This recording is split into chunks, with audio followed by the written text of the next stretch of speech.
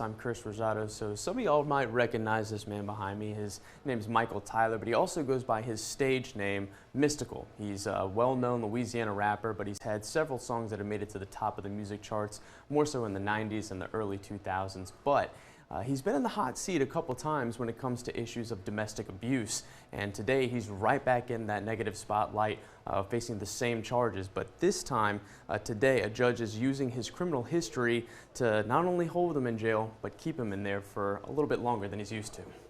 Speaking with that way, rapper Mystikal's hit songs climbed the charts in the early 2000s. The 52-year-old who grew up in New Orleans as Mystikal Tyler sometimes calls Prairieville home. But tonight he's sleeping in Ascension Parish Jail.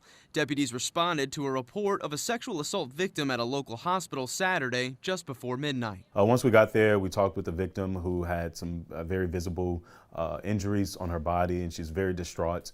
And she talked with us, we interviewed her, and she was able to identify who the suspect was in this case. In this case, it was Mystikal Tyler, also known as Mystikal. Deputies arrested Tyler at his Prairieville home on Sunday, charging him with rape and domestic abuse. The victim did meet him at his home, and there was some discussion about finances potentially.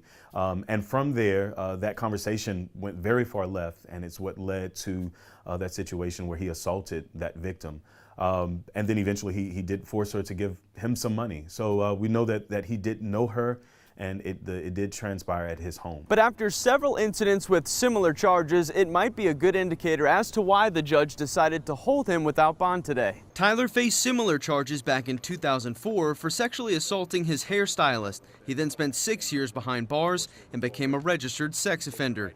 Fast forward to 2017, he made headlines again when a warrant was issued identifying him as a potential suspect in a sexual assault at a Shreveport casino. He spent 18 months in jail before those charges were dropped.